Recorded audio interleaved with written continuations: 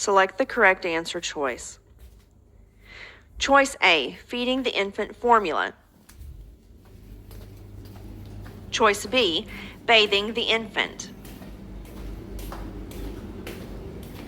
Choice C, performing mouth care on the infant. Choice D, placement of a nasogastric tube feeding. The correct answer is bathing the infant. CNAs have been trained in appropriate bathing for the specific patient population that they work with, so this is an appropriate task for the nurse to delegate. These children have varying degrees of palate opening, so mouth care should only be performed by a licensed nurse to prevent bacteria from being introduced through the palate opening. An infant with a cleft palate often must be fed with a special nipple due to the risk of aspiration. Placement of a nasogastric tube is a task that must be performed only by licensed personnel due to the risk of incorrect placement into the lungs instead of the stomach. A nurse on a medical surgical floor is preparing to discharge a patient. The patient still has an IV access that needs to be removed. While preparing the discharge instructions, the nurse should delegate the task to which of the following personnel. Select the correct answer choice. Choice A, the unit's medical receptionist. Choice B, a licensed vocational or practical nurse. Choice C, the discharging physician. Choice D, the charge nurse. The correct answer is a licensed vocational or practical nurse.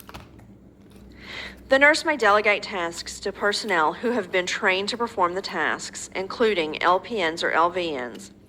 There are some CNAs who have also been trained to perform tasks like IV removal. Nurses are not authorized to delegate tasks to a physician or personnel with more training than themselves. A medical receptionist is a member of the healthcare team responsible for clerical duties, but patient care is not an appropriate task to delegate to them. The nurse may request that the charge nurse perform this task, but the staff nurse should not delegate to the charge nurse. A nurse manager notices that an increased number of incident reports are completed because of late medication administration around lunchtime. What action should the nurse manager take? Select the correct answer choice. Choice A, investigate staff and patient lunch times, the availability of staff during lunch hours, and the number and types of medications that need to be administered. Choice B, ask the kitchen staff to alter their tray delivery schedule. Choice C, ask all the staff to eat lunch later in the day. Choice D, ask the physicians to schedule the medications at a different time. The correct answer is investigate staff and patient lunch times, the availability of staff during lunch hours, and the number and types of medications that need to be administered. The nurse manager should evaluate the process and circumstances as a whole before determining solutions.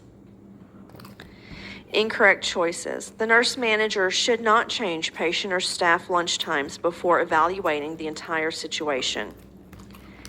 The physician should not be asked to change medication schedules for the patients to accommodate the staff's breaks because certain medications need to be administered with food or before a meal. A nurse is providing a newly diagnosed diabetic with information about her new medication. The nurse is performing which nursing role? Select the correct answer choice. Choice A, delegation. Choice B, mandatory reporter. Choice C, patient advocate. Choice D, patient educator. The correct answer is patient educator. In this scenario, the nurse is acting as a patient educator by instructing the patient on her new medications. According to Orem, the goal of nursing is to render the patient capable of meeting their own self-care needs, a process that often includes patient teaching. When preparing a patient for surgery, the nurse learns that the patient stopped taking her blood pressure medication because it was too expensive.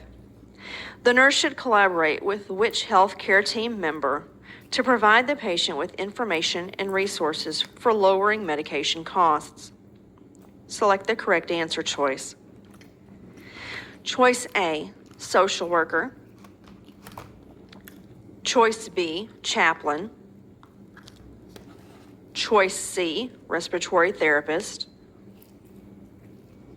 Choice D, vascular surgeon.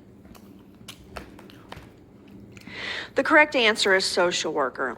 The social worker can find community resources to aid the patient in paying for her medication.